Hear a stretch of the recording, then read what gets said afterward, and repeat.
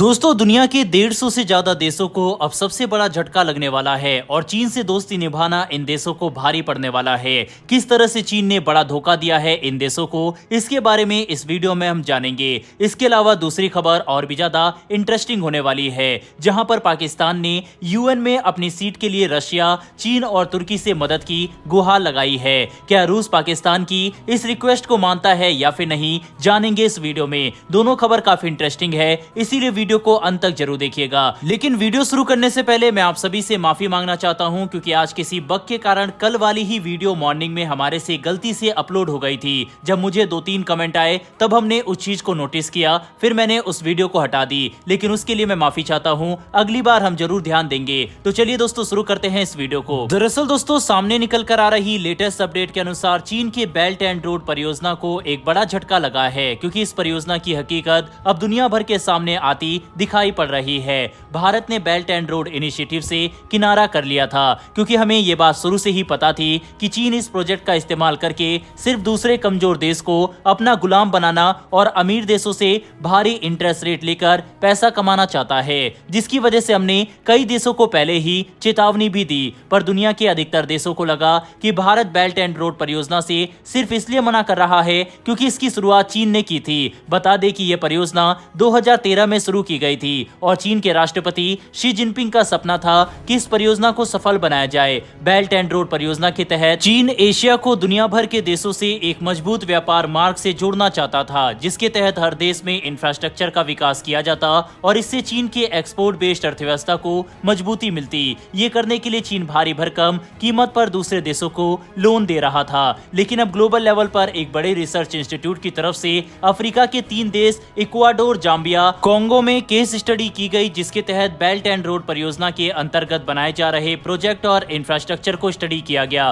तो पता चला कि यह परियोजना सिर्फ करप्शन को बढ़ावा दे रही है और इन देशों को बर्बाद करने का काम कर रही है, क्योंकि बीआरआई के तहत बनाए जा रहे अधिकतर इंफ्रास्ट्रक्चर काफी घटिया क्वालिटी के हैं और इनके निर्माण में इतने करप्शन किया गया है जिसकी कोई भी सीमा नहीं है। साथ ही जो इंफ्रास्ट्रक्चर तैयार है उन प्रोजेक्ट से भी कोई खास प्रॉफिट डेवलप नहीं हो रहा, जिसका मतलब है कि दुनिया भर के वे सभी गरीब देश जो चीन से कर्ज लेकर बेल्ट एंड रोड परियोजना के तहत अपने देश में अलग अलग इंफ्रास्ट्रक्चर का विकास कर रहे थे, उन्हें इन प्रोजेक्ट से कुछ भी वापस नहीं मिलने वाला, जिसकी वजह से लिया हुआ लोन चुकाने के लिए उन्हें फिर चीन से ही पैसा लेना पड़ रहा है। और इसी रणनीति का इस्तेमाल करके चीन इन देशों को गरीब बना रहा है ताकि चीन उनका फायदा उठा सके। आपको ये बात जानकर हैरानी होगी कि बेल्ट एंड रोड परियोजना के तहत 385 बिलियन डॉलर से ज्यादा की कीमत के लोन कितने इंटरेस्ट रेट पर और किन कंडीशन के तहत दिए गए हैं, इसके बारे में कोई भी जानकारी पब्लिक डोमेन में उपलब्ध नहीं है। ऐसे में एक ऐसी परियोजना जिसके तहत दिए जाने वाले फंड्स की कंडीशन ही पर्दे के पीछे रखी गई हो, उस पर कितना भरोसा किया जा सकता है, यह आप अच्छे से समझ रहे होंगे। और आखिरकार अब अलग अलग इंस्टीट्यूशन चीन की इस धोखाधड़ी को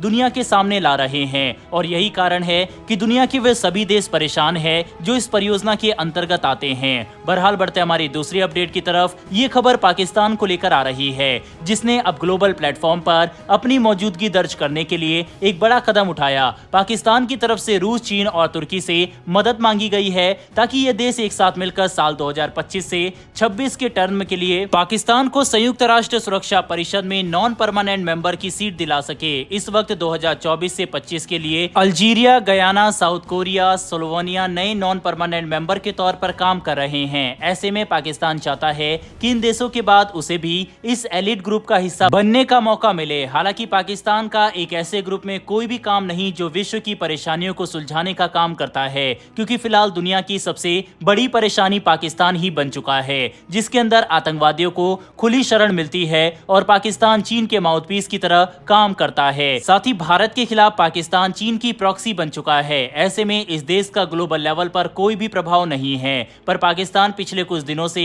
काफी कोशिश कर रहा है कि ग्लोबल प्लेटफॉर्म पर वह अपनी ताकत फिर से हासिल कर सके। इसके लिए यूनाइटेड नेशन में नॉन परमानेंट सीट से लेकर ब्रिक्स में मेंबरशिप हासिल करने को लेकर पाकिस्तान हाथ पैर मार रहा है और अपनी एड़ी चोटी का जोर वह लगा रहा है कि अपने आयरन ब्रदर चीन की मदद से उसे किसी न किसी संगठन में एक अच्छी पोजीशन मिल जाए। लेकिन भारत ब्रिक्स में पाकिस्तान की एंट्री को बिल्कुल भी सपोर्ट नहीं करता।